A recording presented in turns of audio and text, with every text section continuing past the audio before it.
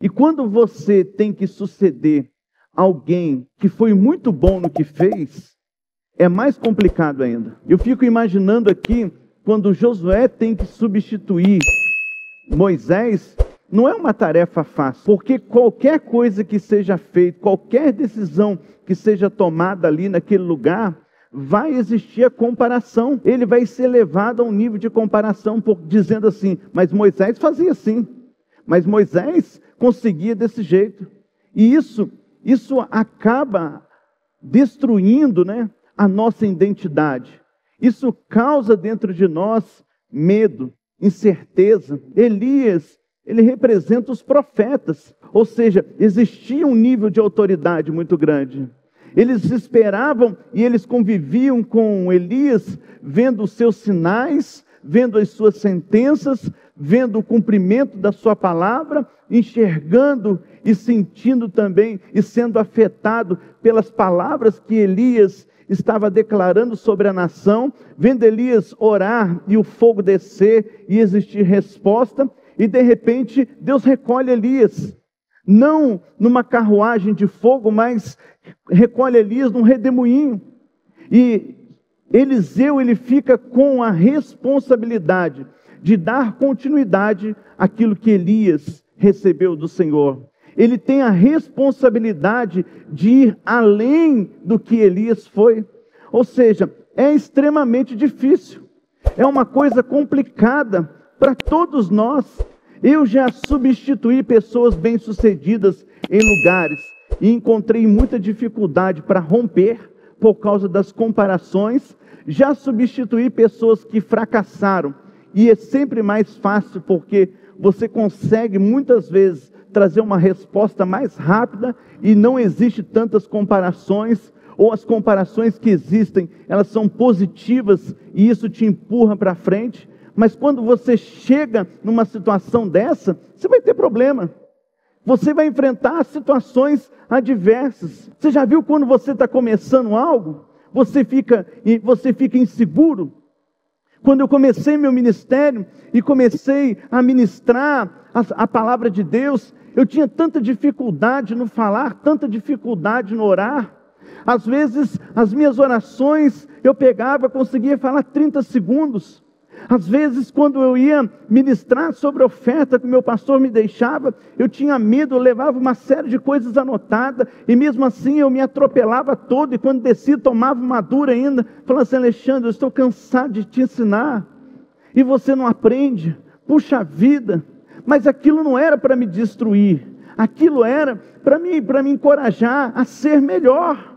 E às vezes isso hoje para muitas pessoas soa como desrespeito, soa como uma situação conflitosa, mas a gente passa por essas situações, a gente enfrenta essas situações, a gente enfrenta os problemas. E como que a gente vai enfrentar isso? Avançando, tentando novamente, rompendo novamente, melhorando, mudando, exercendo uma mente nova, transformando o nosso coração, transformando nossas atitudes.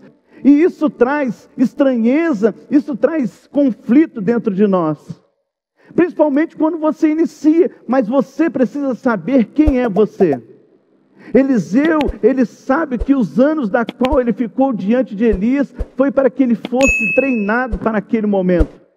Tudo que está acontecendo na sua vida nesse exato momento, existe um propósito de Deus. O servir muitas vezes é difícil, é complicado. O servir muitas vezes traz traumas, marcas no nosso corpo, mas isso nos prepara para aquilo que está diante de nós. Eliseu sabia que um dia, em algum momento, a hora dele iria chegar. Eliseu sabia que em algum momento Deus iria levar Elias. E o que ia acontecer com ele? Ele teria que substituir ele. Eliseu tinha que substituir Eliseu. E isso ia levar ele a um outro momento. Ia fazer com que ele subisse alguns degraus na sua vida. E isso é importante, porque você precisa compreender momentos que você vive. Então você entrou aqui hoje e de repente você está prestes a dar um passo novo na sua vida. Você está prestes a se lançar diante de algo que é desconhecido, a qual você não tem um domínio ainda. Mas eu quero encorajar você a prosseguir na sua vida. Eu quero encorajar você, através do nome de Jesus, a continuar a sua jornada.